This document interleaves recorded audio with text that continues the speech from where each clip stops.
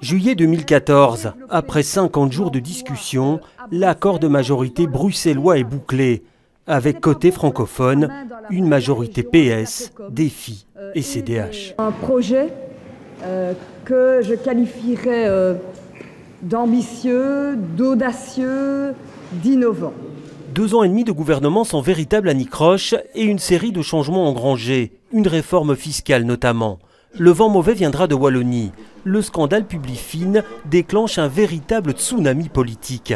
Il emporte avec lui un ministre socialiste et entraîne l'exclusion du parti de plusieurs mandataires, dont Stéphane Moreau. Il sème le trouble jusque dans les rangs du PS bruxellois, mais les élus temporisent. Les socialistes ne sont pas tous des Stéphane Moreau ou des André Gilles. Il y a des socialistes qui sont des mandataires honnêtes, qui travaillent, qui ne comptent pas leurs heures et qui aujourd'hui font face aux défis qui doivent être rencontrés et aux besoins de la population bruxelloise notamment. Mais le PS bruxellois finit lui aussi par être rattrapé par les affaires. La gestion du SAMU social le fait trembler sur ses bases.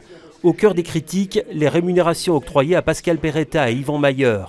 Une gestion opaque et la mise en place d'un système pour éviter tout contrôle. C'est profondément malsain et il faut évidemment, au-delà de toute la lumière qui doit être faite sur la réalité des dysfonctionnements, changer d'urgence et oser le faire sans avoir toujours un discours de justification pour ne pas bouger. La démission des 2 principaux protagonistes ne calmera pas la fronde. Une commission d'enquête doit faire la lumière sur toute cette affaire. Elle entamera ses travaux demain dans un climat explosif.